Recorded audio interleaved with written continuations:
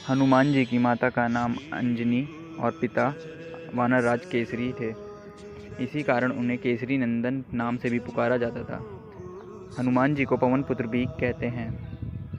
वहीं हनुमान जी का नाम जन्म के समय हनुमान नहीं था, बल्कि एक बार उन्होंने सूर्य को मीठा फल समझकर निगल लिया था। तब इंद्र ने सूर्य को मुक्त कराने के लिए वज्र से प्रहार किया और उनका जबड़ा सूज गया। तभी से उनका नाम हनुमान पड़ा।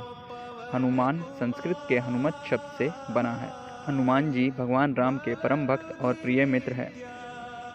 हनुमान जी को शिव के 11वें रुद्र के रूप में बताया गया है। हनुमान जी को चिरंजीवी भी माना जाता है। हनुमान जी अर्जुन के रथ पर ध्वज के रूप में कुरुक्षेत्र के युद्ध के मैदान में भी उपस्थित थे। हनुमान जी ने कुरुक्षेत्र युद्ध में रथ और अर्जुन को सुरक्षा प्रदान की थी। एक बार हनुमान जी ने माता सीता जी को माथे पर सिंदूर लगाते हुए तो हनुमान जी ने पूछा कि आप माथे पर सिंदूर क्यों लगाती हैं। तब सीता माता ने हनुमान जी को समझाया कि सिंदूर श्री राम की लंबी उम्र, पति के प्रति उनका प्रेम और सम्मान का प्रतिनिधि है। श्री राम के प्रति निष्ठावान भक्ति की वजह से हनुमान जी ने अपने पूरे शरीर को इस सिंदूर से लेपने का निर्णय लिया और हनुमान जी को सिंदूर से रंगा देखकर उनकी भक्ति से प्रभावित होकर भगवान श्री राम ने वरदान दिया कि जो लोग भविष्य में सिंदूर से हनुमान जी की पूजा करेंगे उनकी सारी कठिनाइयाँ दूर हो जाएंगी। और यही कारण है कि मंदिर में आज भी हनुमान जी की मूर्ति सिंदूर से रंगी होती है। क्या आपको पता है कि हनुमान जी के कितने भाई थे? अंजना और केसरी के कुल 5 पुत्र, जिनमें हनुमान जी सबसे बड़े थे। उनके भाइयों के नाम मतिमान, श्रुतिमान, केतुमान और धृतमान हैं। कहते हैं कि हनुमान जी गंधमादन पर्वत पर रहते हैं। हनुमान जी एक ब्रह्मचारी है, फिर भी मकरध्वज नाम का उनका एक पुत्र है। कहा जाता है कि जब रावण ने हनुमान जी की पूंछ में आग लगवाई थी, तब हनुमान जी ने पूंछ से लंका को जलाने के बाद अपनी पूंछ को ठंडा करने के लिए समुद्र में डुबो दिया। उस समय उनके शरीर का पसीना एक मगरमच्छ ने निकल लिया और उस मगरमच्छ से मकरध्वज का जन्म हुआ। क्या आपको पता है कि एक रामायण हनुमान जी ने भी लिखी थी? सर्वप्रथम श्री राम की कथा भगवान श्री शंकर ने माता पार्वती जी को सुनाई। उस कथा को एक कौवे ने भी सुन लिया। उसी कौवे का पुनर्जन्म काकभूषणी के रूप में हुआ। काकभूषणी ने गरुड़ जी को कथा सुनाई। परंतु वाल्मीकि रामायण से पहले हनुमान जी ने रामायण को एक शिला पर लिख दिया था। हनुमान जी ने एक शिला पर अपने नाखूनों से लिखी थी। यह हनुमत रामायण के नाम से प्रसिद्ध है, परंतु बाद में उन्होंने वाल्मीकि जी की निराशा को देखते हुए इसे समुद्र में फेंक दिया था। राम भक्त हनुमान जी माता जगदम्बा के सेवक हैं। हनुमान जी माता के आगे आगे चलते हैं और भैरव जी पीछे पीछे। माता के देश भर में जितने भी मंदिर हैं, वहाँ उनके आसपास हनुमान जी और भैरव के मंदिर ज़रूर होते हैं। हनुमान जी की खड़ी मुद्रा में और भैरव का कटा सिर होता है। भगवान श्री राम और माता दुर्गा की कृपा पाने के लिए हनुमान जी की भक्ति ज़रूरी होती है। हनुमान जी की शरण में जाने से सभी सुख सुविधाएँ प्राप्त होती हैं। धर्म की स्थापना और रक्षा का कार्य 4 देवों के हाथों में है: दुर्गा, भैरव, हनुमान जी और किशन जी। माँ जगदम्बा को प्रसन्न करने व राम के साथ युद्ध में विजय प्राप्ति के लिए रावण ने यज्ञ करवाया, जिसके लिए उसने उस यज्ञ में बहुत ही उच्च कोटि के ब्राह्मणों को बुलवाया। जब यह यज्ञ चल रहा था, उस समय हनुमान जी अपना रूप बदलकर लंका के उस यज्ञ में पहुंचे और उस यज्ञ को संपन्न कर रहे ब्राह्मणों की खूब सेवा की। जब हनुमान जी से प्रसन्न होकर ब्राह्मणों ने उनसे वरदान मांगने को कहा, तो उन्होंने मंत्र में एक शब्द बदलवा दिया। ब्राह्मणों द्वारा पढ़े गए गलत मंत्रों के कारण देवी नाराज हो गई और राम रावण युद्ध में रावण को पराजय का सामना करना पड़ा। एक बार हनुमान जी श्री राम के कार्य में व्यस्त थे। वहाँ से शनिदेव जी जा रहे थे। रास्ते में उन्हें हनुमान जी दिखाई दिए। अपने स्वभाव की वजह से शनिदेव जी को शरारत सूझी और वे राम कार्य में विघ्न डालने लगे। हनुमान जी ने शनिदेव को चेतावनी दी और ऐसा करने से रोका, लेकिन शनिदेव जी नहीं माने और हनुमान जी ने शनिदेव को अपनी पूंछ से जकड़ लिया और राम कार्य करने लगे, जिससे शनिदेव को बहुत सारी चोटें आई। जब राम कार्य खत्म हुआ, तब हनुमान जी ने शनिदेव को आज़ाद किया।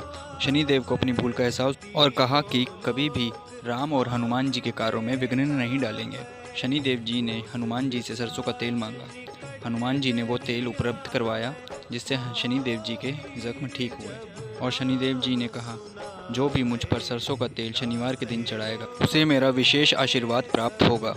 हनुमान जी की माता अंजनी और पिता केसरी ने उन्हें सूर्यदेव से शिक्षा ग्रहण करने के लिए भेजा। हनुमान जी ने सूर्यदेव को प्रसन्न करने के लिए प्रार्थना की और गुरु बनने का निवेदन किया। तब सूर्यदेव ने कहा, मैं तो एक पल भी रुक नहीं सकता और ना ही रथ से उतर सकता हूँ। ऐसे में मैं तुम्हें शास्त्रों का ज्ञान कैसे दे सकता हूँ। तब हनुमान जी ने कहा, आप बिना अपनी गति कम किए ही मुझे ज्ञान दीजिए। मैं इसी अवस्था में आपके साथ चलते हुए ज्ञान की शिक्षा लूँगा। सूर्यदेव जी तैयार हो गए। इसके बाद सूर्यदेव ने वेद और शास्त्रों का रहस्य बोल रहे थे और हनुमान जी उनके साथ चलते चलते ज्ञान की बातें समझते और उन्हें ग्रहण कर रहे थे। इसी तरह सूर्यदेव ने हनुमान जी को शिक्षा प्रदान की। माता सीता के आशीर्वाद से हनुमान जी अजर अमर माने गए हैं। वह कलयुग के अंत तक जीवित रहेंगे और वह कभी बूढ़े भी नहीं हों।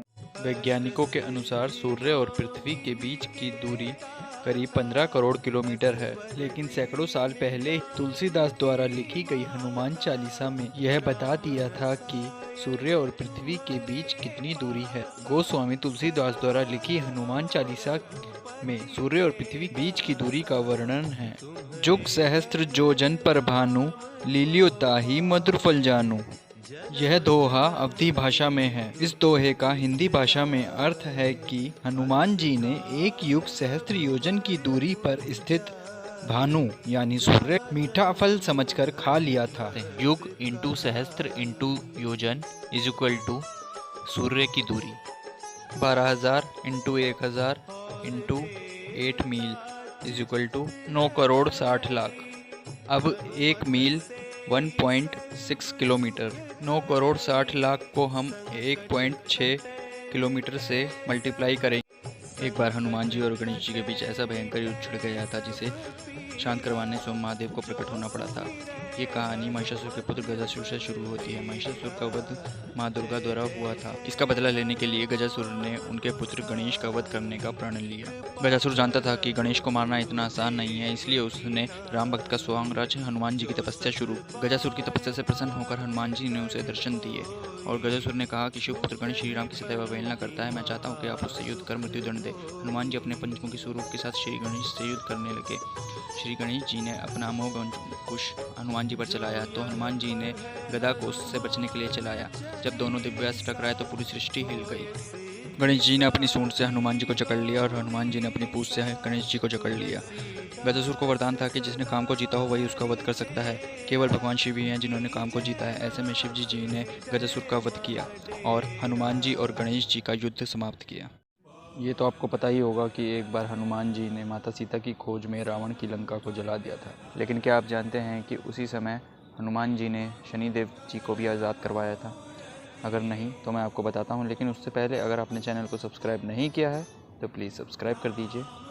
रामायण काल के समय जब हनुमान जी माता सीता की खोज में लंका पहुँचे थे तब वहाँ एक कारागार में शनिदेव जी नजर आए। हनुमान जी ने जब शनिदेव से बंदी गृह में उनके उल्टा लटका होने का कारण पूछा तो शनिदेव ने बताया कि रावण ने अपने योग बल से उनके साथ अन्य ग्रहों को भी कैद कर रखा है। तब हनुमान जी ने शनि देव को रावण की कैद से आज़ाद कराया।